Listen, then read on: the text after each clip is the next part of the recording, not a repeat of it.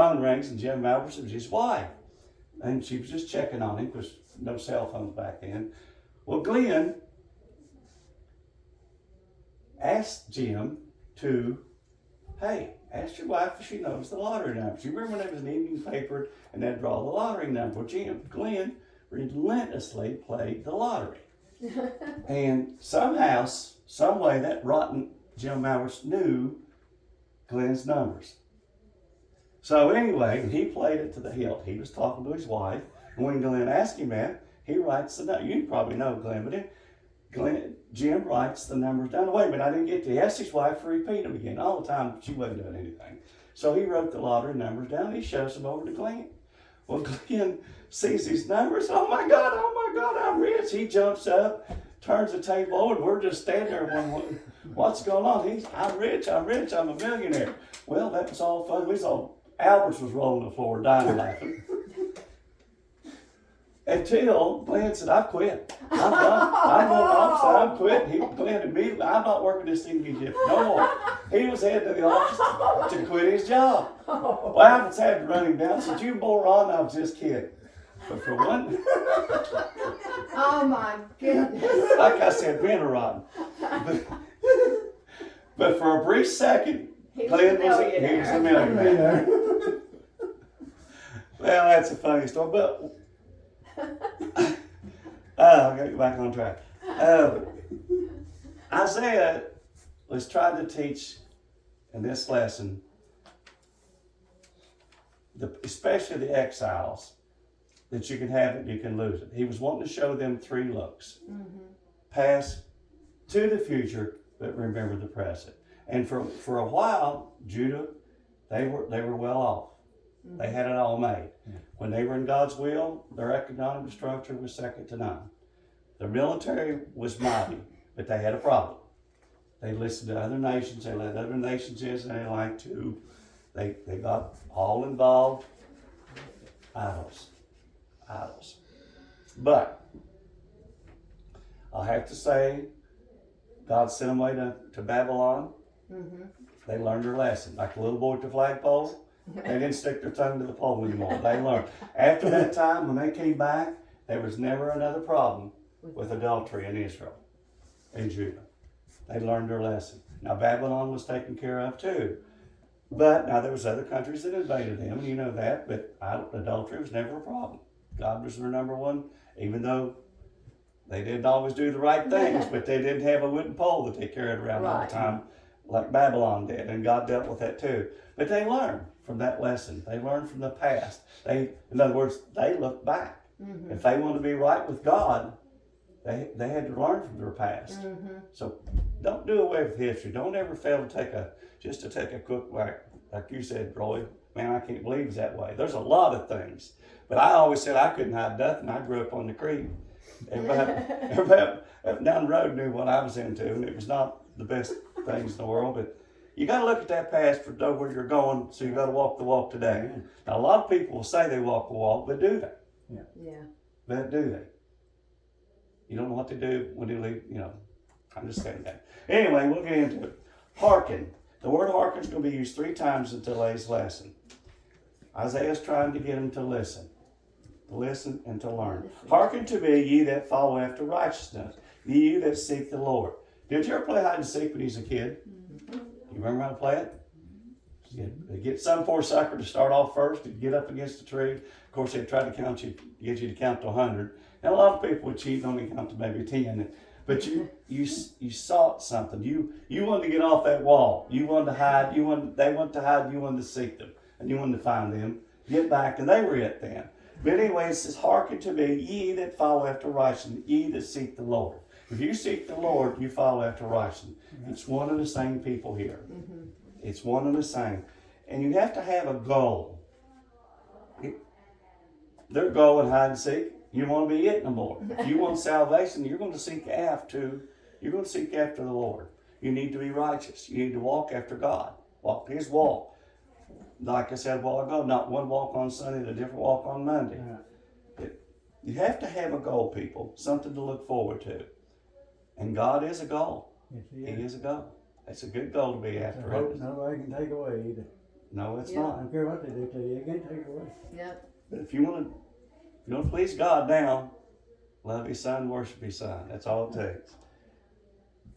But God was always wanting, as you said, He wanted His people to walk after Him, to seek Him, to seek righteousness. But even before the law came out, Abraham was declared righteous because of his faith. Mm-hmm. So, always have the goal. Keep the law and never say no way. Yep. Nope. Because you can't do it. No, that's for sure. But anyway, let's move on. To look unto the rock which you are hewn, and to the hole and the pit which ye are digged. Look unto Abraham your father, and to Sarah that bare you. For I called him alone, and blessed him, and increased him. Now, if you look at the first part of this, you would think the rock, your rock should be God. It really should be. But rock is my leaning post. Connie's got rocks that talks about God. It's a rock that lays in our rocks. But rock should be a God. But here, in the Old Testament, salvation meant usually physical, to save me from. How many times did God save Israel from something? Over and over. Over and over and over. He reached down and saved Israel. But it was a physical salvation. But here, it's a spiritual salvation. It says to look. It's spiritual, but it says to look unto the rock from which you are formed. And you would think it would be God, but it's not. It's Abraham. Now, Roger been a carpenter, Roy been, an oak tree produces oak two-by-fours. Pine tree produces pine two-by-fours. Who produced the Israel nation? Abraham and Sarah. God promised him, did He not? Mm-hmm. Abraham and Sarah, from which you were hewn. They came from Abraham. God Mm-hmm. promised him a nation that no one could number. Right. I'm not like Roger knows every word, but they came from Abraham, and Mm-hmm. these times to look back to Abraham Mm-hmm. and to Sarah. Now, the second part of this part here is a little bit, I hope I don't offend anybody, but from Sarah that bare you.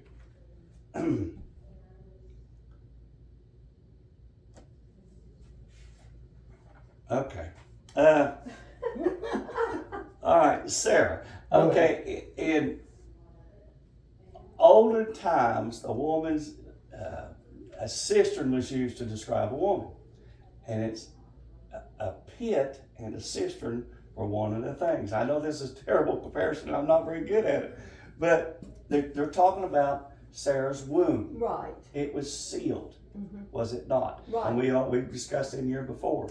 And God's Isaac was sick. miracle hand opened that womb. Yeah. And from that womb, from that one child, Isaac. we know that Abraham born, he had another son. But Not with Sarah. the promised one was from a closed pit. And God opened that womb. And I'm sorry, guys, I'm doing the best I can with this. This is soft ground here. But God opened that pit. From that one son, though, after the pit was opened, God gave increase, didn't He? mighty, and they're still increasing. Everything, indeed. I don't know how many you said, 9 million Hitler killed or something like it. 6 million Jews. They're still right there. Oh, And yeah. they're everywhere. And they will never, and they'll be, And they're a blessed people. yes they are. But from that one, and how in the world a woman's womb is compared to a cistern, I don't know. I didn't do that. As Roger said, there's all kinds of commentaries out there. But anyway, eventually, right now they're talking about Abraham being the rock which they are hewn. Mm-hmm. And they were. They came from Abraham and from Sarah. But eventually, if you got to remember now, this is what, several hundred years ago, before Christ came, that rock becomes Christ. Mm-hmm. 3, for the Lord shall comfort Zion. He will comfort all her waste places. He will make her wilderness like Eden, and her desert like the garden. And the Lord, like the garden of the Lord, joy and gladness shall be found therein. Thanksgiving and the voice of melody. If you look at a lot, I think Afghanistan was it? Excuse me. Just had a terrible earthquake. Killed I don't know how many thousand people. But if you looked at those places, the rocks are turned, the cliffs are turned Oh, upside. yeah. You can't even see the village. If you look at Ukraine from the bombing, the buildings are destroyed, Yeah. turned upside down, nothing left. It's just hard to imagine. You need to consider what Jerusalem looked like after Babylon was done with it. Oh, There was nothing. nothing. There was nothing left. If you look at a war zone, people, there's nothing left. It says even every rock was turned over. Mm-hmm. And if you think about it, I guarantee you, when they left that place, they didn't bury the dead. No. I'd say the streets were filled with dead bodies. You're not asleep yet, so you must be interested. I'm forcing it. Thanks a lot. That makes me feel good. Well, anyway, picture Jerusalem looking at, because that's exactly what it was. Mhm. But it says God is going to make it like the Garden of Eden. If you remember, Adam and Eve had to mate. Now, sure they, Yeah. and I didn't know this, but when you do a little bit of studying, they actually worked. They did a little bit of work. I didn't know that. Killed But the ground was not cursed yet. It said, No. it says it There was wasn't Eden. those evil weeds everywhere. Your flower garden. Yeah. It was a good place to work. Uh-huh. It was joyful. They said the evenings they relaxed, enjoyed. Even God came down to talk to them. So he's going to make this Jerusalem, this Zion, which is one and the same, like the Garden of Eden. Now he is mainly talking, keep this in mind, to the exiles through all of this. Mhm. Because if you think about it, some of these people were alive that's coming back, they lived there. They saw what Jerusalem was when they left it. And can you imagine that they didn't take everybody? Can you imagine the people who were left there, what their city looked like, walking through that street? You ever taken, I had a deer camp that I built and I loved dearly, and I've been wanting to go back, but I don't have the heart. I can't imagine what it looks like if you ever looked at a place that used to be beautiful, And then it's just gone to. and it's a dump, all that work. all at once. It can disappear quickly. Well, if you drive down the coast when a hurricane has come through and you Yeah. just,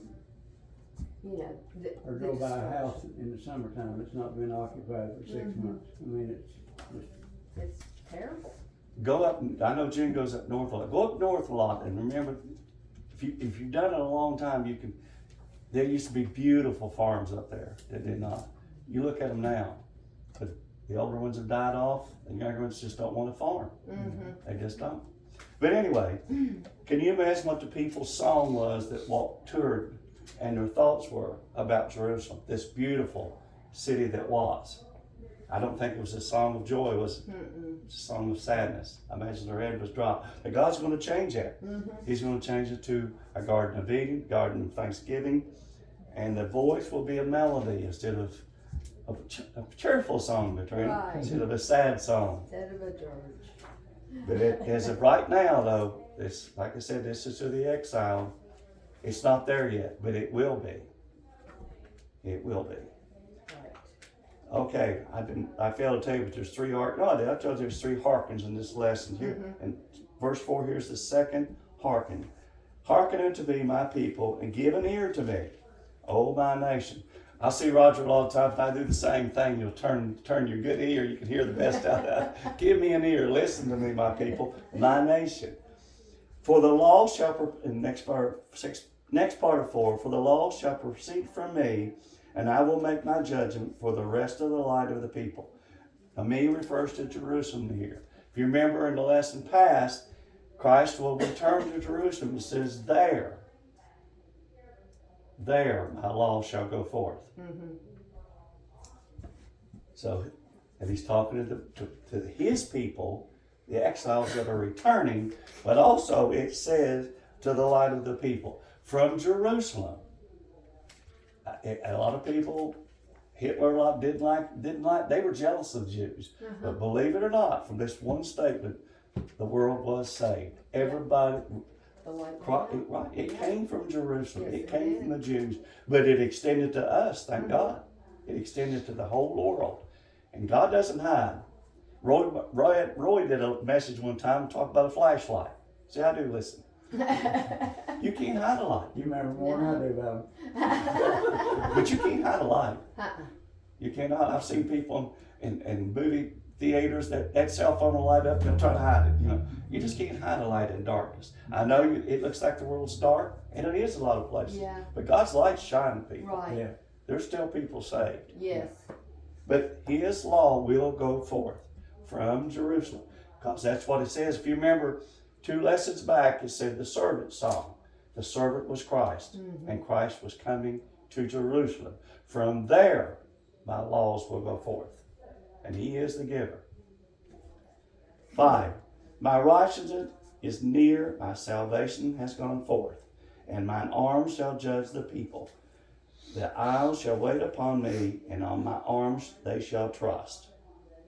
Now, salvation. Remember I told you a while ago, salvation generally is a physical thing. They're wanting help.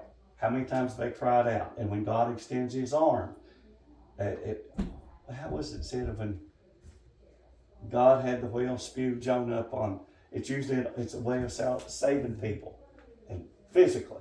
Said my arm reaches down, plucks Israel out something, brings them out of Egypt, brings them out of everything, brings them out of bondage, sends them into bondage. The arm of the Lord usually is physical, but here it's spiritual again. But it says, I shall judge the people. The isles, these are the people that returning. Every time it says isles, the exiles. And on my arm shall they trust.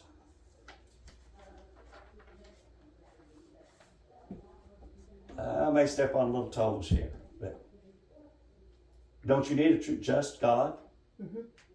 You remember in Jerusalem they used to wait at the gates, and people would bring their problems. Right. And Roger had a problem with me. We settled at the gate. We didn't fist fight. The elders were there, and they brought forth righteous judgment. Right. And then we went into the judges. Well, that turned crooked.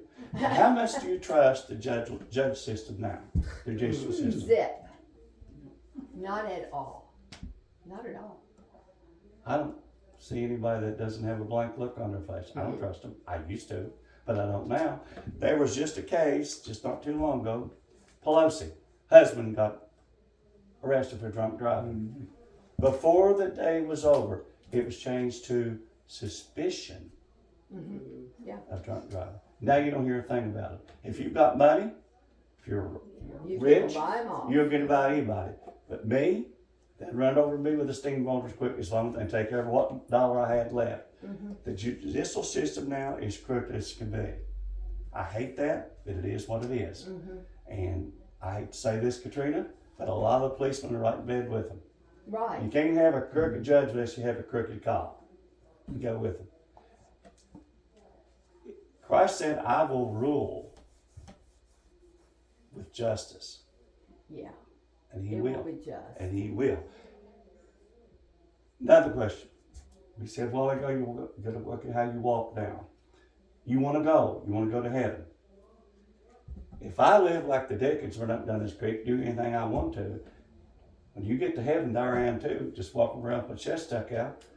Why did you go all through this, Roger? God has to judge evil. Now, evil and sin may be getting by with right now because we have crooked cops, crooked judges. But Christ, He's going to judge evil.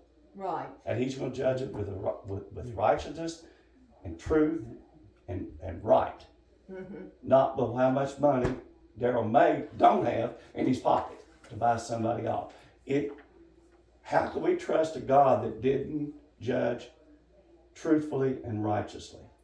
Right. We Because would trust what him would be the anymore in purpose? courts. What would be the purpose of her trying to walk a daily walk, to walk godly every day, if I'm going to get the same thing as that man right there does in heaven?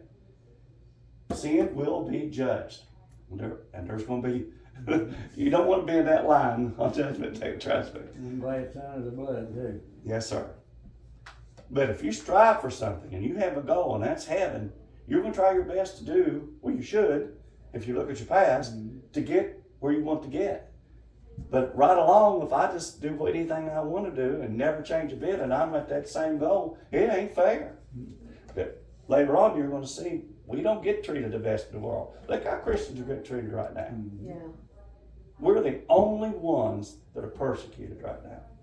Everybody else,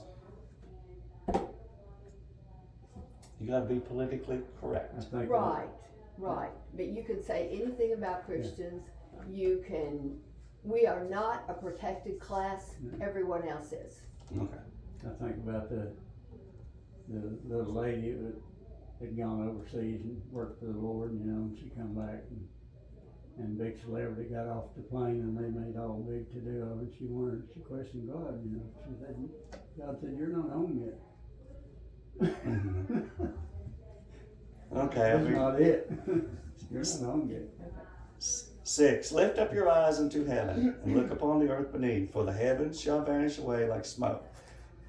When I was a kid, there's more, and that's a long time ago. Did you ever lay in the field or in your front yard, just look up at clouds Oh, yes. and just make something out of them? Oh, But after a while, they just dissipated, did it not? They just drifted away. I still do. Never gone. After we built our house up here, I'd sit on the Junos. I used to wave every morning, but that fog would land at bottom, wouldn't it? And it just keeps rising, then it goes away. It's gone. And smoke, we all know what happens there. It just goes up and disappears. Yeah. He says that's the way heavens will. Heavens will disappear. And the earth shall wax like an old garment. When I thought about this, I thought about an old farmer. Keith Booten had an old pair of coveralls. If you ever go down to the farm, it's still, and she's shaking her. I've got those old coveralls because I still picture Keith working. He'd always get those coveralls on. He'd weed eat and work down there in them.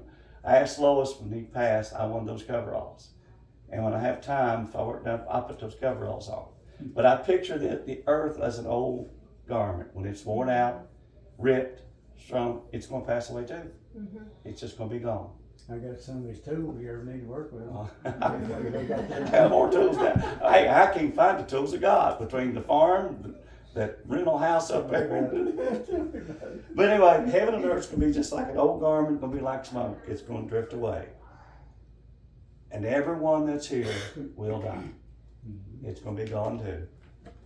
But my salvation shall last forever. My righteousness shall not be abolished. Praise the Lord. Praise the Lord for that. It will not change. It will always be here. So heaven and earth will pass away. 7, third and last hearken. Hearken to me that you know righteousness, the people in whose heart is my law. Now, the Hebrews always say the heart is the center of emotion and other things. There's no saying, listen to your heart. But if it said, and when Moses even said, what's your heart? But God said, put my laws in your heart. Now, they didn't always pay attention to them, and they wouldn't always enjoy it, but the laws was into his heart. I mean, Jesus said, I will be inside you. We get the Holy Spirit. He guides us. But the laws were supposed to be like written in their heart back then. But for the people that are righteous, my law's in your heart to listen to this. Because you know better. You know what's coming. For fear ye not the reproach of men, neither be afraid of their rivalings, for the moth shall eat them up like a garment, and the worm shall eat them like wool.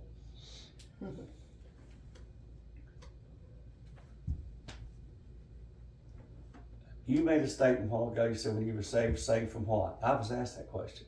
Saved from what? You're ridiculed. I've told you a story before about the guy I never did get along with. I don't think it took 2 days. So the guy dragged me and said, you love him? You love Randy now, Darol? We're criticized. There's no doubt about it. And a lot of times, a lot of countries are beaten. A lot of times, even in Israel's case, you may die from it. Your family was missionaries. It's not always easy.